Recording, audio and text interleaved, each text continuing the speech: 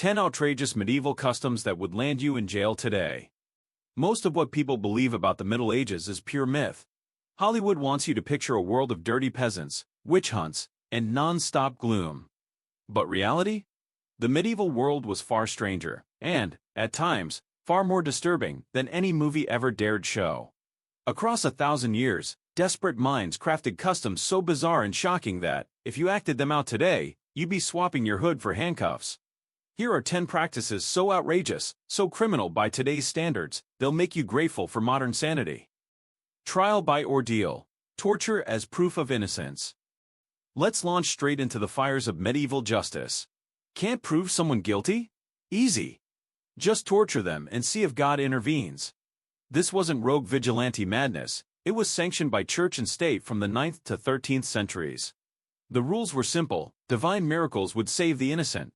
The ordeal of hot iron had the accused carry a scorching bar for 9 feet, barefoot, of course. 3 days later, the priest would inspect the blistered wounds. If they were healing miraculously, the heavens had spoken. Otherwise, gory evidence of guilt and a quick death sentence. Prefer something different? Try the ordeal of cold water. Get tied up and tossed into a river. Sink? You're innocent. Hope you can swim with ropes around your limbs and thank medieval logic for letting you drown in the name of exoneration. Float? The water rejected you, so you'd be fished out and executed properly. The process was so terrifying, most confessed, guilty or not, just to avoid facing it. Modern courts call this trial by torture. Today, you'd face charges for aggravated assault, reckless endangerment, and cruel and unusual punishment. Animal trials: pigs, beetles, and weevils in the dock. Criminal justice gone wild didn't stop at humans. Medieval Europe thought every soul, furred, feathered, or six-legged, was subject to the law. Enter the era of animal trials: pigs hanged for murder, field mice and weevils summoned to answer for crop destruction, all with court-appointed lawyers. Not a quirky one-off. From the 13th to 17th centuries, French, Swiss, and Italian courts prosecuted hundreds of animals. In 1386, Falaise, France, a pig bit off a child's face. The court assigned it a lawyer, gave it a full trial, dressed it in human clothes, and executed it by hanging. Other critters weren't so lucky. Mice defended against charges of theft, and in one spectacular case, beetle larvae stood accused of eating valuable crops. When the beetles didn't show, a judge ruled against them in absentia. Prosecuting animals wasn't just eccentric, it reflected real fears about order and agency. Today, it's the definition of judicial insanity, and definitely animal cruelty. Bloodletting. The physician will see you now. With leeches. Feeling feverish? Congratulations, you've won a medieval trip to the doctor.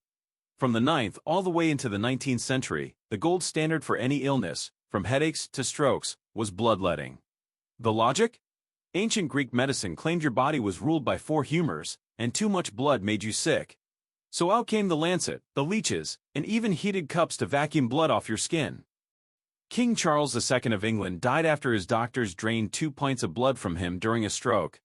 George Washington lost 40% of his blood in one final fatal session. Bloodletting could offer fleeting improvement, lowering fever or pressure just long enough to seem like it was working, before patients crash worse than before. Not a fringe practice, but taught at Europe's best medical schools. Modern malpractice laws would bury this under mountains of criminal negligence. Childcare roulette, a survival lottery for the young. Medieval parents loved their children, but with parenting advice like this, how did anyone survive? Infancy in the Middle Ages meant running a gauntlet of deadly traditions. For the wealthy, wet nurses were hired based on bizarre criteria: hair color, moral virtue, and even how their milk spread on a fingernail. For the poor, babies sipped bread soaked in wine, animal milk, and sometimes herb concoctions better suited to poisoning rats than raising children.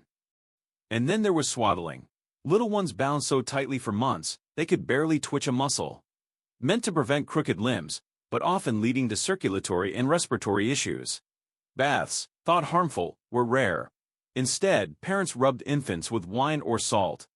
Diapers went unchanged for days, believed to toughen newborns up. For teething, coral necklaces, animal fat, even honey mixed with opium. The most tragic part: up to half of all medieval children didn't survive past 5. Today, this would trigger a firestorm of neglect and endangerment charges. Branding and mutilation, permanent punishments. Commit a minor crime? Get ready to wear your guilt forever. Medieval justice loved the spectacle, and nothing said don't steal bread like hot iron permanently marking your face, hand, or chest.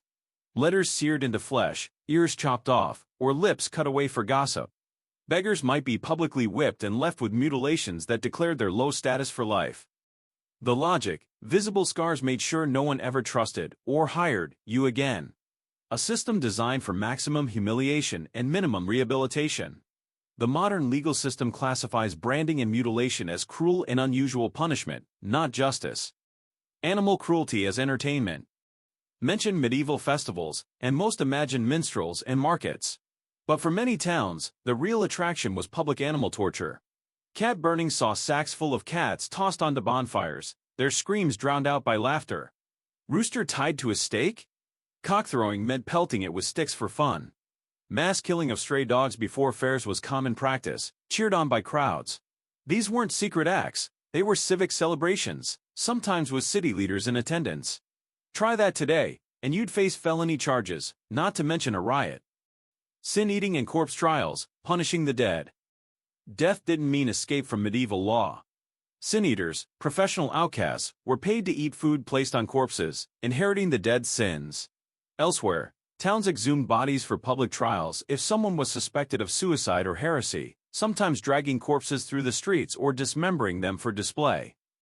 Such rituals spoke to a culture obsessed with order beyond the grave, a world where redemption and punishment stretched into the afterlife. Modern law calls it what it is: abuse of corpses, desecration of graves, and a gross violation of human dignity. Blood feuds, legalized vengeance. Think medieval justice was about law and order? Sometimes it was the opposite. The law said you had to avenge your kin. Blood feuds could fire up at the slightest offense, sparking cycles of retaliation that dragged on for generations. Entire towns became battlegrounds for warring families. Refusing to seek vengeance was seen as shameful. Failing to end a feud could mean exile from your community. Today, these acts fit the textbook definitions for murder, vigilantism, and even organized crime. Public shaming and the stocks. If torture was too much, shame would do. The pillory and stocks weren't just uncomfortable, they were open invitations for the public to throw filth and sometimes stones at the convicted. Offenders often spent days exposed to the elements and mob violence. Death from exposure or injury was shockingly common. This wasn't simply a lesson for the criminal, it was a civic ritual, using humiliation as a weapon.